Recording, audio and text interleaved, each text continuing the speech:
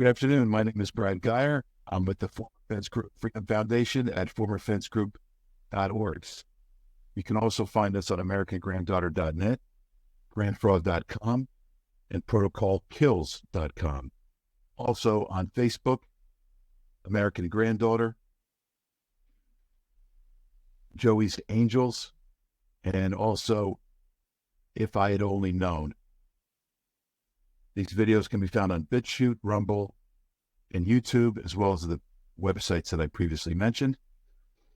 If you want to help us in our effort, please feel free to post this and any other videos that we and our partners publish, because it's becoming increasingly more difficult to get these accounts, and our concerns about how public health care is currently being administered out to members of the public to protect them. So you can really help us by helping get the word out.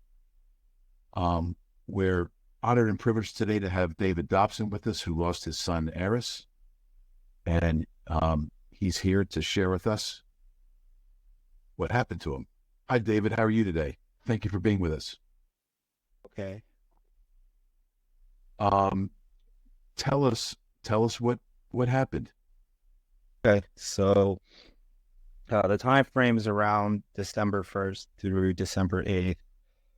Around the 1st, well, his mom got sick around the 1st, and we thought it was, just a bad cold, since she didn't have any of the COVID symptoms like loss of taste and stuff like that. So she was sick, and then eventually, I think, I ended up getting sick as well, and then my son ended up getting sick.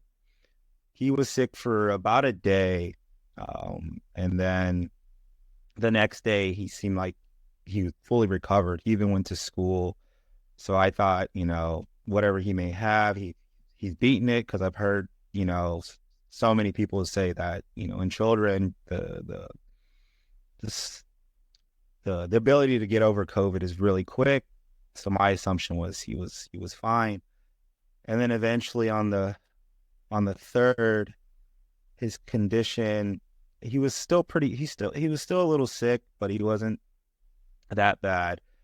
He was complaining of rib pains because he does have SMA. So part of his, if he gets sick, we have to administer different treatments that we have at home. We do have, budesonide, albuterol, and we have a machine called a vest, which helps break up his mucus. And then we also have a cough machine, which helps him cough. So we were doing that daily, and it was clearing him up, just clearing up his lungs. But with him coughing so much, he had a lot of rib pains. So he wanted to go to the hospital. So I believe on the 3rd, we took him to the emergency room at Scottish Rite. He was still fine. His oxygen was very high. We sat in the emergency room for quite a while, and they did a COVID test just in case. And they said he had COVID. And then they explained, his ribs are just, sore from all the coughing. And then once they told us he had COVID, they literally unplugged all his leads and said, "You can go home now." And I just, my assumption was, I guess, it's not that big of a deal. So I didn't think too much of it. I regret not asking for monoclonal at the time, but, they just simply told us to go home. I mean, this hospital knows his medical history. This is the main hospital we take him for everything. And he has a doctor named Dr. Brooks, which we've known for about 8 years. And prior to meeting her, my son, when he was 5 or 6, he got, I guess, I'm not sure what happened, but he got really congested to the point where his left lung collapsed. And we took him to Eggleston, knowing we didn't know anything about, specialists in his genetic illness. And they had a protocol which was literally killing him. He was intubated twice. And, same thing like what happened when Eris was admitted for COVID. We fought them. We got other experts' opinions. We urged them to follow different protocols, but, they're I think they were arrogant, and they just said, no, we can handle this. So eventually, we ended up moving him to Scottish Rite because we discovered this doctor named Dr. Brooks, and she had her own protocol. And he was in Eggleston for about 3 weeks. And then once we put him to Scottish Rite, he recovered in about 3 to 4 days. So it was a dramatic difference in how they approach his condition. And from there on, we thought she was an angel sent from heaven because we really felt that she saved him. So we had a lot of trust in this doctor, Dr. Brooks. So going back to the current day, so we went home, sent us home, and then the next day, his condition got a little bit worse. He said he was having trouble breathing. He has a machine called the Trilogy at home. It's sort of like a BiPAP machine, but it's a little bit smarter than a BiPAP. And typically when he has issues, labored breathing, we would put that on him and it helped. This time it didn't help as much. So he wanted to go to the hospital, So, we took him to the hospital. We called the ambulance. He wasn't even that bad. His oxygen was around 88. And typically for him, with his condition, his oxygen usually stays around 97. It's never 100%. But when he does get sick, it does dip to 88, which is, still perfectly fine. But anyways, we get to the ER and, they give him oxygen. We're waiting for a room in the IC. But during that time, I spoke with the doctors in the ER asking for ivermectin. I immediately asked for ivermectin because I knew the dangers of remdesivir. And I was told that, well, our protocol is remdesivir, and they'll ask about ivermectin. So we got denied ivermectin, and he was sitting in the waiting room for quite a while. So, of course, or not the waiting room, but the ER room.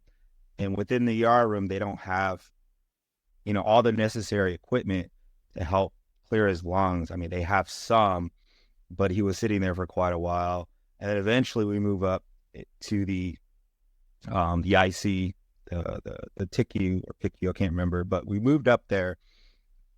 And then the very first doctor that was there, I can't remember his name, we asked for ivermectin immediately. And he said, no, that's against protocol. We can only use remdesivir. That's our only option. And then, I fought back against it. I said, well, there's plenty of supporting data for ivermectin.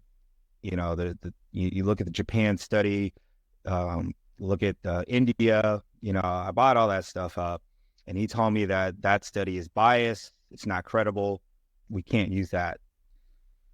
So I questioned him on remdesivir. I said, well, what's the data proving that remdesivir works? And he told me there really isn't any supporting data. So I told him, there is no supporting data for remdesivir. Why can't we try ivermectin? And he said it's not protocol. And he said he only follows the CDC and the NIH. Well, I looked through I believe it was the NIH's website where one of the approved methods for treatment, they actually listed ivermectin.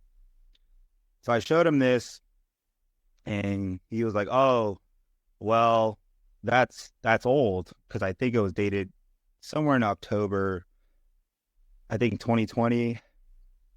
And, but I argued, I was like, hey, well, it still is on their website. And he was like, oh, well, that's for adults. I'm like, why does it matter if it's for an adult? There's different dosages. And then he tried everything in his power to discredit ivermectin. And then his final argument against ivermectin was, well, there's a discrepancy between what the CDC says versus what the NIH says. So in the end, he refused to give him ivermectin. And then that same doctor, when we first got to the ICU, his main objective was to put him on a full face mask, blasting with oxygen. And me and his mom, we fought against that, because that same procedure that they were trying to do, put a full face mask with oxygen, was the same thing that they used back in Eggleston when he was first hospitalized. And that made him worse. I believe even Dr. Brooks said that too much pressure is just going to push the secretion down further. We were highly against it. We just wanted to give him a little bit of oxygen with his own trilogy, which was the nasal mask, and they refused. And I even told the doctor, I was like, you're going to make him worse. But they did it anyways. They put they put a full face mask on him. They blasted the oxygen. They blasted so much oxygen he couldn't keep his eyes open. He was very uncomfortable. But they did it anyways. And then shortly after, they did a blood gas test, and same doctor was there. And and I asked him, I knew it was going to be bad. And I was like, what's the result? He's like, it's not good. And from there, I kind of went off on him, basically telling him, I told you this would happen. Why didn't you listen to me? We need to do it my way. And, he ended up just running out of the room. Didn't even say anything, just ran out. So eventually we got him to have I believe we got rid of the full face mask. I can't really remember, but he was still on oxygen. And from there on, I decided to take over everything. Because typically when he's hospitalized, he has a respiratory therapist come in and do all his treatments, and they're doing it every 3 hours, but I don't trust them. So I woke up every 3 hours for, I believe we were there for 4 days. So every 3 hours I would be there to do his treatment, clear him up. And his mom was arguing to give him some food because he was so hungry. He kept talking about how hungry he was. It kills me because I was like, Eris, their whole reasoning was, we got to leave his stomach empty just in case we have to intubate him. And I remember telling Eris, I was like, Eris, let's just do treatment. Let's clear your lungs, and I'll get you food afterwards. And we did that. And then I asked the doctor for food. They said no. And he was like, oh, man, I really wanted some food. He's like, oh, man. And so that continued on. And then there was another doctor who came in, this woman, and she was talking about our different plans. There's 4 different plans we're going to work on. And of course, I advocated for ivermectin, and she said the same thing. It's against protocol. I questioned her of remdesivir like the other doctor, asking for supporting data on the effectiveness of it. She too said there's really no supporting data. I made the same exact argument. Why can't we try ivermectin? All I get is it's against protocol. And so, going back actually to the beginning when we first got to the ICU, I forgot to mention, the first doctor, I did ask for monoclonal. I was like, can we please give him monoclonal? He's like, no, we can only give that to outpatients. And I was like, I don't understand. I was here yesterday in the emergency room. No one offered me monoclonal, and they sent us home. And now you're telling me that because he's admitted in the hospital, you can't give him monoclonal. He said yes. So that was off the table as well. So then, let's see. So eventually, since we couldn't get ivermectin, we asked to give him vitamins. And when we requested the vitamins, we were told that they have to speak to the disease and infectious experts first. And that took about a day and a half. So they refused to give him vitamins until they spoke with a disease infection expert. Meanwhile, he's still on oxygen. He still hasn't been fed. And eventually, it got to the point, going back, then his doctor, Dr. Brooks, the one we trusted him with his life, she came through the doors. And, when she came in, me and his mom, we thought, this is it. She's going to be the one to save him. And she walked through the doors, and I requested for ivermectin, and the very first thing that came out of her mouth was, it's against protocol. And I knew from that point that Eris was in danger, and he's not going to get out of this. She was her only hope, and she too was just tied to the protocol. So, just like the other two doctors, I asked her, what's the data behind remdesivir? What's the supporting data? She too said there was no supporting data. And I too made the argument, why can't we try ivermectin? And it was just against protocol. That's pretty much it. So Eris was still on, the mask. And eventually he got to the point where I believe it was at night, he started talking to himself. He kept saying, it's okay. It's okay. Let's go. It's okay. Let's go eat. It's okay. It freaked me and his mom out.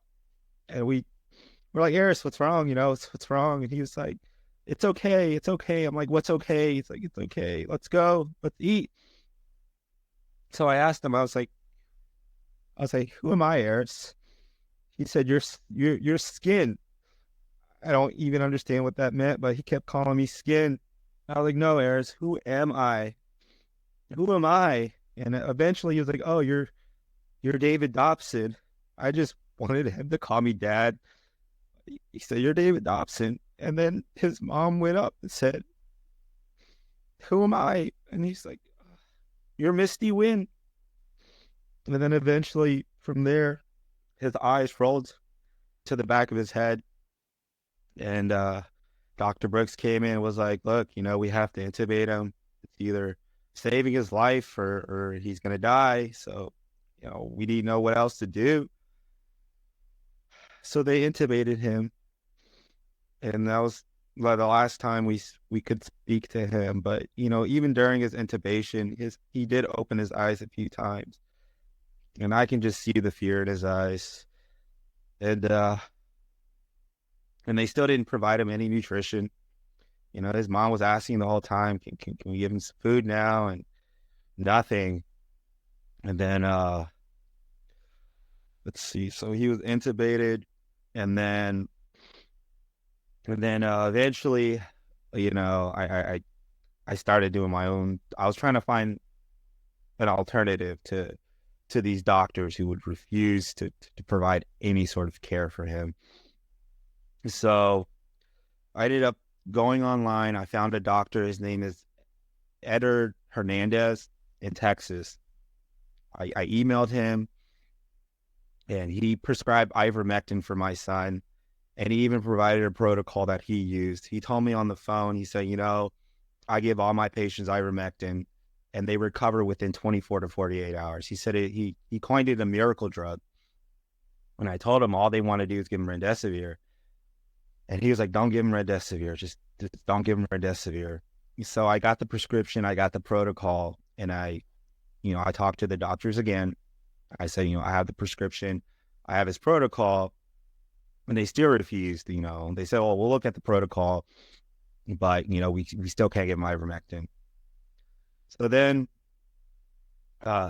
his mom heard a story on Epic News about an individual who's 74 who was ventilated, and they hired a lawyer so they can give him ivermectin, and they won that case. So we ended up reaching out to the same lawyer. It was Larigo from New York. They were very kind. They accepted my case. They said, we're going to put it at the very top. So in the meanwhile, I ended up leaving the hospital to grab the ivermectin since I got the prescription. And at this time, his mom was speaking to Dr. Brooks, the one we trusted his life with. And she was arguing with her, is like, can we just give him ivermectin? And she was like, well, I did research on ivermectin and I couldn't find anything. That was her answer. And she was like, well, what can we do? And she was like, all you can do is pray. That was her solution. She just told us all we can do is pray. So I got back to the hospital with the prescription. And during this time, Dr. Brooks, she was really trying to convince us to use remdesivir, to the point where we did agree, because, she was like, well, I've used it on some kids and it worked. And we agreed. And then after about 30 minutes, I couldn't get myself to give it to him. So I told her, no, we're not using remdesivir. So eventually we finally spoke to the disease and infection experts. I believe that was a day and a half later. So the timeline is he was admitted one day, and then I believe the next day his condition worsened, so he was intubated. And I believe the day 3 is when I got ivermectin, the lawyer, and the disease and infection expert arrived. So we spoke to them. You know, I asked about ivermectin, of course, and they said, "Well, there's no data. You know, it's not. It's you know the protocol is remdesivir." And of course, I made the same argument about, is there any supporting data? Of course, there's not.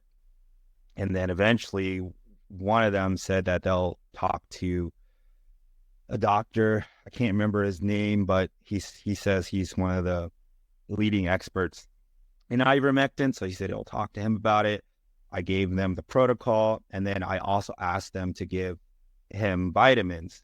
And he was kind of surprised because he was like, "You don't need my permission to give him vitamins. They're doctors. They can give him vitamins." So I don't know. I guess they were just prolonging it on purpose. But eventually he got the vitamins. But during the time he got intubated, he developed sepsis. So he was fighting COVID and sepsis. And, you know, he was having high fevers and so we finally got so after we talked, when we finally got the vitamins, but of course it was too little too late. You know, I was so desperate that, you know, I even got the well, I got the prescription, but I couldn't give it to him personally because he had a tube down his throat. So it was unfortunate. You know, I had the prescription, but I did have I was so desperate. I even got the ivermectin, the paste, because I heard rubbing it on your foot could help absorb it. So, you know, I was doing everything I can to save him. You know, I rubbed it on his foot. I was praying that it would work.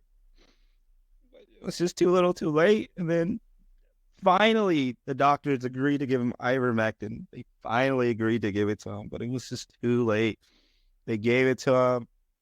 And then 30 minutes later, well, let me backtrack a bit. I missed some information. So before we gave him ivermectin, they gave him so much oxygen that his throat was bloated. It was just so swollen. And he said there was so much air around his heart because that's all they did was just blast him with oxygen. So they did a procedure where they stuck a needle in his chest to relieve the air. And that did help. His stats went up to 88. So we're a little hopeful. But as time went on, it went from 88, 86. It just kept gradually going down all the way to 78. I went out to the nurse. I was like, "Look, he's dying. What are we going to do?" And they're like, "Oh, there's nothing we can do." So they just gave up. So eventually, I think once he was around, I think 70, the disease and infection experts finally agreed to give him ivermectin, but it was too late. 30 minutes afterwards, he went into cardiac arrest, and then he ultimately passed. And that's pretty much my story. Just, I fought tooth and nail to save him. I did everything I could. I mean, I had COVID during the hospital stay, and I would wake up every 3 hours to help treat him. And I just can't believe the betrayal that Dr. Brooks did on us. I mean, like I said, you know, when we first met her, we thought she was an angel sent from heaven because she saved his life on more than one occasion. And she had her own protocols when we first met her.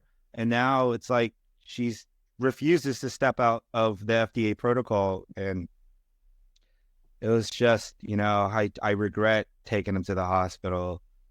I really do. And I just miss him so much. And, you know, I apologize to him every day. He was a very sweet boy. I just can't believe these doctors can look him in the face and decide that they're not going to save him today. And they're just going to let him die. And that's pretty much my story.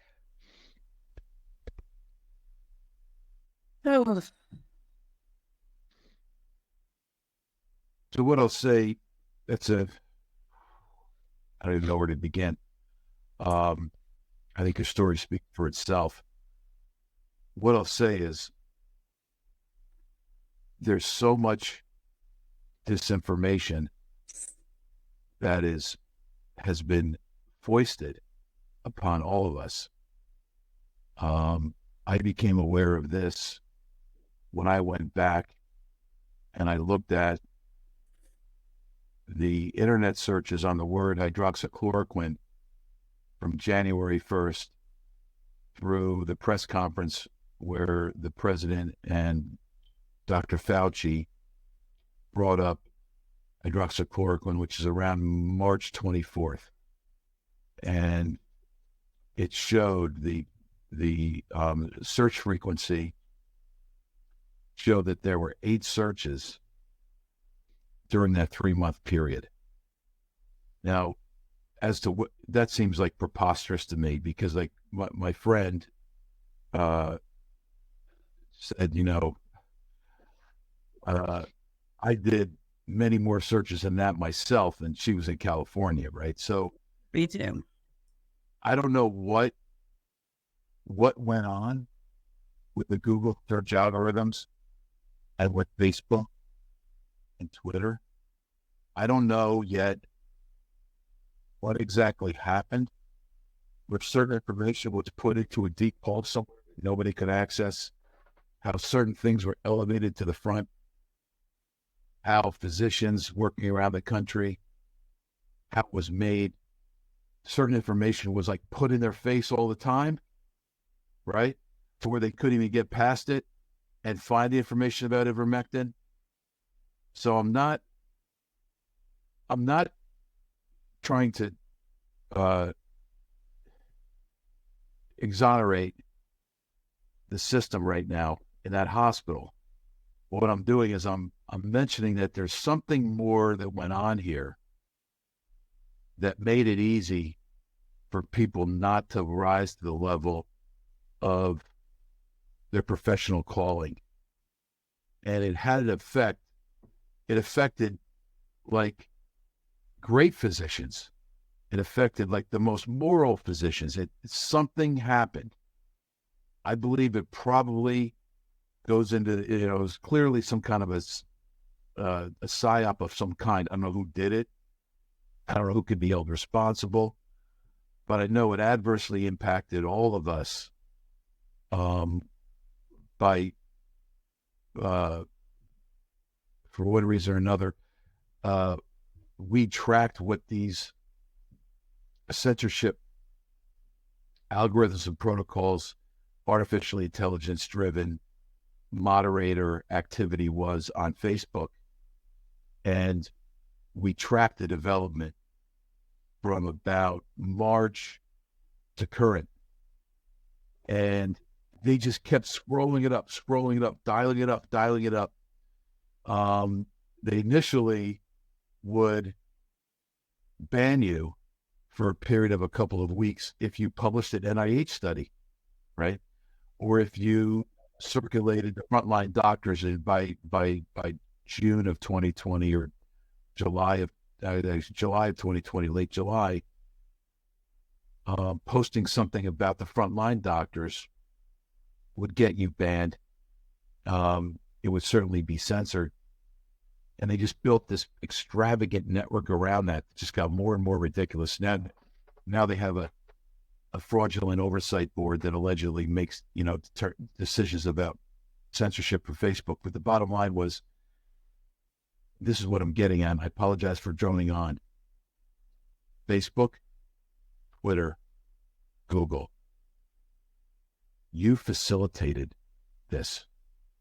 You aided and abetted this. Whomever did this, I don't know who did it, whether it's a foreign nation. I don't know if it was some group of individuals who are working through a shadowy nonprofits or quasi-governmental organizations, international. I don't know who did it. Right now, I don't even care.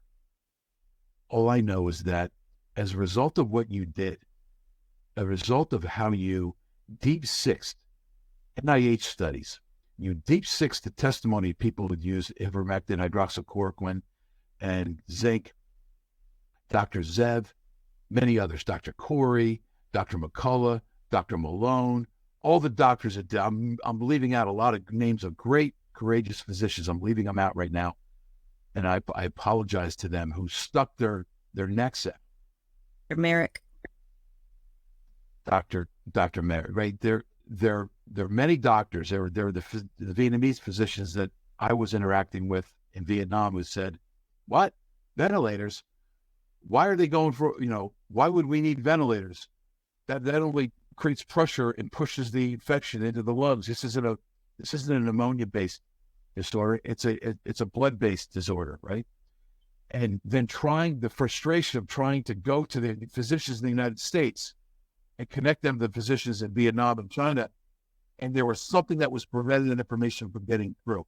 My point is, yes, I'm upset with the physicians. Yes, I'm upset that they would not break away from those protocols. I'm upset with all those things, and they should be held accountable. But I'm more interested in who was at FDA, who was at CDC, who was at NIH that built these protocols and forced them on you and your son. I'm more interested in knowing who did that. And I'm more interested in knowing who was at Google, who put this information in the middle of Siberia and buried in a 50-mile hole and then covered it up. That's what I want to know about. I want to know who did it at Facebook. Mark Zuckerberg, I'm talking to you. I'm talking to you, Mark Zuckerberg. I want to know all the internal meetings you had about censorship.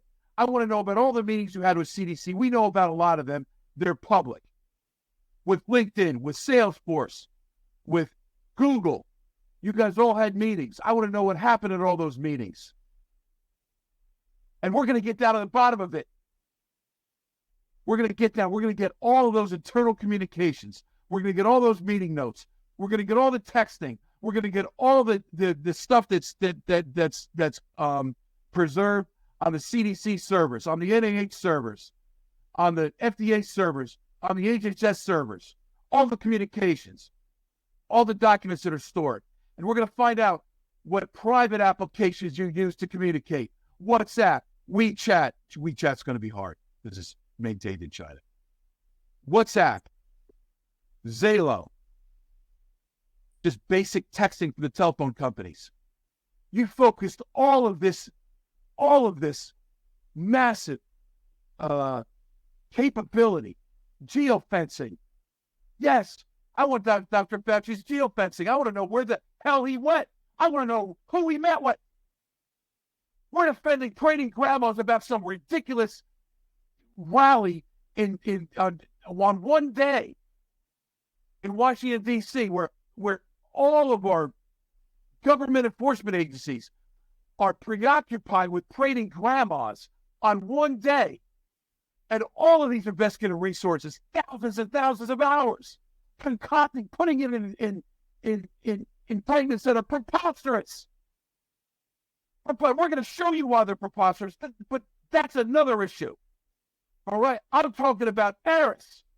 I want to know what happened to Harris.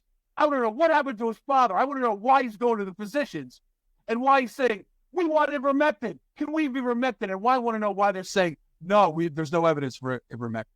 I apologize for yelling, but it's been a long road, and we just been getting started. There's going to be more yelling, by the way. Because what you were put through is completely unacceptable. It's unacceptable.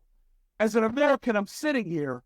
It cheapens me that was allowed to have been done to your son. That it was allowed, that you and your wife, that we as Americans allowed this massive burden to be dropped in your laps, to have to cope with and have to figure out how to muddle through this. It cheapens me. It cheapens all of us. It cheapens all of our institutions. And we have to get down to the bottom of it. How was it that physicians could feel comfortable in, like, how were they stripped of their cognitive function, of their professional good sense and judgment? How is it that they are presented with these protocols from FDA and NIH that had it make sense that sending people home without medication and cures made sense? Whose agenda was that fulfilling? That's what we're going to get down to the bottom of. And these people are going to be held accountable. They think that they've gotten away with it. They think they're erasing as fast as they can erase. They're burying information. They're burying the truth as fast as they can bury it, but they're not going to get away with it. Just like the Nazis who were busy trying to erase the evidence of the loss of life in those camps, right? Raising those camps to the ground and trying to hide it. They're not going to get away with it. What happened, happened. Eris he's essentially he was a casualty of war. I mean, I don't know who's involved in the war. I don't know who the players are. I don't even know. Like, I'm just a simple guy. Like, I don't know, but I don't care. All I know is that some group declared war on us as Americans and as human beings. Eris deserved more. You and your wife deserve more. And part of my job as a bystander is like, I can't let this happen on my watch. I can't let them just snatch Eris away and dump this in your lap. Like, I just can't stand and watch it. Can't do it. So what I'm telling you is we're not going to let you're not in this fight alone. And by the way, the fight as far as Eris is concerned, I'd like to think he's in a better place and wanting for nothing. And I'm also certain that he's going to be much more powerful in death than he even was in life. And we know from his funeral is the eulogizing that he was a dynamic kid that had a lot of power. But we're going to make that exponentially more powerful. You can't treat Eris and his family like that. When you treat Eris and his family like that, you treat all of us like that. And when we treat all of us like that, we dehumanize all of us. We don't have much of a country anymore. We don't have a system of laws, a system of human rights. It's all at risk of being torn and ripped asunder. And we're here to say, it ain't going to happen on our watch. It ain't going to, like, you've upset a lot of moms who are minding their own business, taking their kids to soccer games. Now they're upset. And that is one hell of a powerful force that you've decided to take on. You think that we don't have the resources, we don't have the educational degrees, maybe we don't have the organizational structure, we don't have, but you know what? Whoever you are out there, declared war on Eris, you declared war on me, you declared war on my kids, on my future grandkids. And we don't know if you can be stopped, but we're going to try. Work getting more to stop you. So we're 100% with you, David. You're a courageous man. I can obviously, I know you did everything you possibly could for your son, right? I know your wife did everything she possibly could. And the thing is he knew that. He was loved. He knew how much he was loved, right? With passion and with integrity and with strength. And he knew. And so he had that going for him. But this is just a terrible, terrible thing. It's a civilizational tragedy. It's not just a tragedy that you and Eris and your wife suffered through. It's something that we all suffered through as a nation and just as humanity. Like, how is it you were treated that way? We've done a lot of these interviews, and most of them are the same story: refused ivermectin, forced remdesivir, and they're all painful. But to do it to a 13-year-old boy is just next level. It's beyond. One of his last drawings that he drew for me was just a collage of different things, and he drew the American flag and said, "Best country ever." And I just can't believe the country he loved so much would betray him like that. I don't understand it. We don't understand it either, right? But I think he was right. Your son in his wisdom was right. What he was speaking to was what is coming. I mean, like 2 years ago, I was doing my own thing somewhere else. CC was doing her own thing somewhere else. You were doing your own thing somewhere else. We're all living our lives. And now we have a commonality of purpose and a solemnity of mission. And we're going to see justice, man. Like there's going to be justice.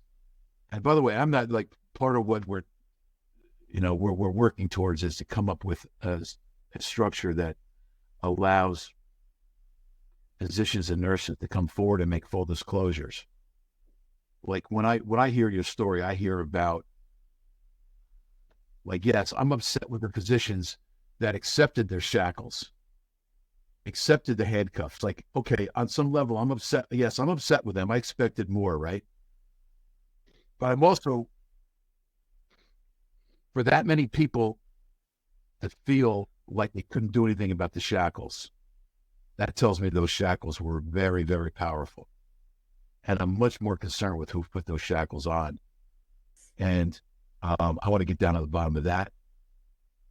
And like Dr. Anthony Fauci and that highest upper tier of that public health agency, I believe that they have extreme culpability on any number of a variety of criminal theories, theories of liability. From, I mean, and efforts to confer immunity on them, it's going to fall short. And so what we're going to try to do, I believe that there's again, my hunch is that there's things that people saw in the care of Eris that they're deeply ashamed of and have deep regret when they allow themselves to think about that, right? But the system that we're in now doesn't allow them to come forward. It's like this thing that this system of oppression is just over all of us. It's like, it's a perverse situation where we allegedly have information sharing at our fingertips at every single moment. But at the same time, we've never had less control. We're going to have to sort through all that. And it's our, I think I'm older than you, my generations and your generations, and a generation beyond mine. I've often said this to people who are amongst us who are in their 70s and 80s. The front lines of this are that generation. They're the ones that have the deepest connection with how things used to be when we had liberty and freedom, back in the 50s, 60s, 70s, 80s. And, something's happening. We're all coming together. And I'm sure that process has been, for some, it probably triggered the conversion. For others, it probably expedited it. For others, it made it more profound. When they hear your son's story, it made it more deeper and more profound about what the gravity is of the situation we're in, right? So you can't give up. You've been deputized. Eris deputized you. Humanity's deputized you and your wife, and the baton and help us. We're going to work together to stop it. We have to stop this. I at some point, if and your son is my most. I mean, I can't. If I could talk to him, I'd say thank you so much. Thank you for your sacrifice. I mean, we're not going to be able. We wouldn't have a chance at accomplishing what we must accomplish if it wasn't for his sacrifice. And I mean that to the depth of my being. It's hard to put this. It's hard to understand how this has all happened in the last. I mean, how do we get here? Can't imagine it. It must mystify you. It mystifies me. I mean, ivermectin's on the WHO's most essential medicine list. It's supposed to be able to use for anything any time.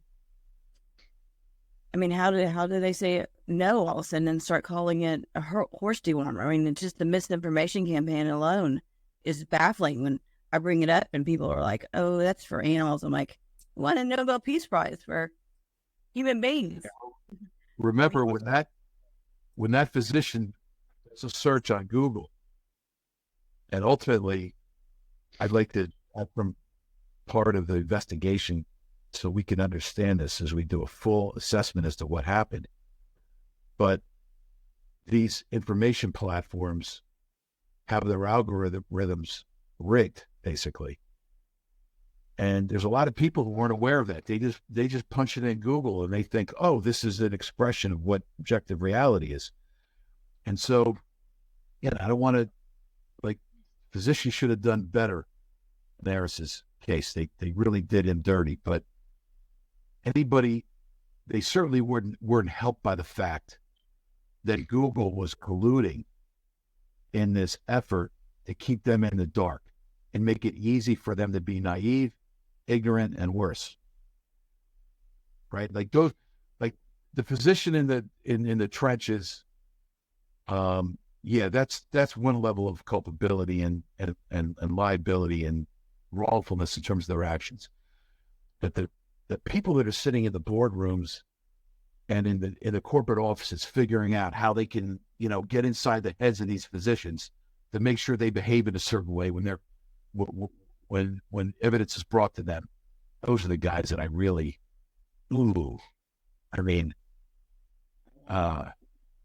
there's a level of calculation that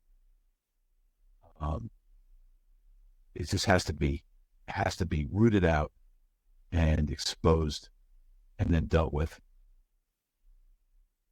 I have a couple of questions real quick. What, for your file, what medications did the hospital give him? I know they give him vitamins at the end, but I requested his medical records. I still haven't gotten them yet, but I believe they did give him steroids. I believe they did. Well, yeah, during treatment they gave him steroids. I'm not sure how much they gave him. And then as far as, I guess, since he had the infection, I guess they gave him some sort of antibiotics. But once I get the medical records, I'll let you. I'll be sure to reach out and email me. Let me know what antibiotic it was. If it was vancomycin or if it's dexamethasone for the steroids. And did they ever ask you to sign a DNR? I don't recall signing anything. I can't remember. I can ask his mom, but I can't remember. I do have. I did take some recordings of them when I did have discussions. I don't know how useful that is. I haven't had the strength to watch them. I can always provide those if that's something useful to you guys. It's just me arguing with the doctors about the ivermectin and yeah. And what else was I gonna ask? Let's see. I think that's it. Well, I can't express to you how sorry I am and how much I feel your pain. And you're not alone in this fight. We're going to do everything we can to. I mean, I pretty much sit at this desk all day now and to interview people and try to figure out what we can do. I know Brad does too. And really get the story out, and we will we'll make sure that as many people as possible can learn about Harris. And he tied it all in getting humanity to a better place, and we're gonna do what we can to get a return on that investment. I mean, I don't know how else to say it. I mean, I'd like to think he was right. His faith in the country was right. I mean, that like makes me, it's like this guy had that level of faith and respect for my country. He did. Damned, I'm gonna be remembering that in my day-to-day activities now. Like I got to step it up. I have to conform to his expectations for me, right? So he has immense influence, and I'm sorry for your sacrifice. I also thank you for your sacrifice. We're going to do everything that we can, David. Thank you for your time today. No, thank you guys. It's been hard to have anyone believe in my story. The typical answer I get from friends and family is, well, even though the doctors did nothing, it's COVID that ultimately killed him. And it's been frustrating. So, I like to thank Greta. I found her on Protocol Kills, and then she connected me to you guys. So it's been a journey, but I'm just really glad that I'm able to help and try to push things forward, because it's really devastating losing any loved ones because of this, because you're always thinking that they should be here if we just left them home, whereas we made the obvious decision to take them to the doctors because everyone trusts the doctors. It's just, for me, it's an ultimate betrayal. Thinking about it, we don't even know these doctors personally, but we just assume that they're going to do the right thing all the time.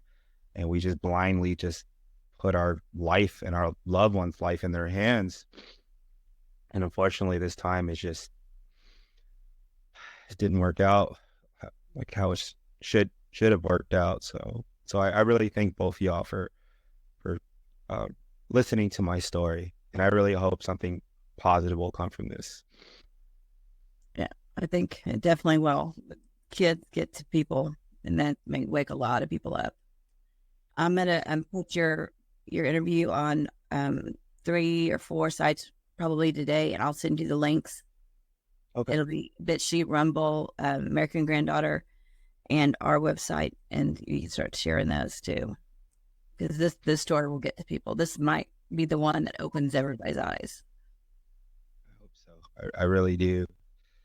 I really do. Thank you so much.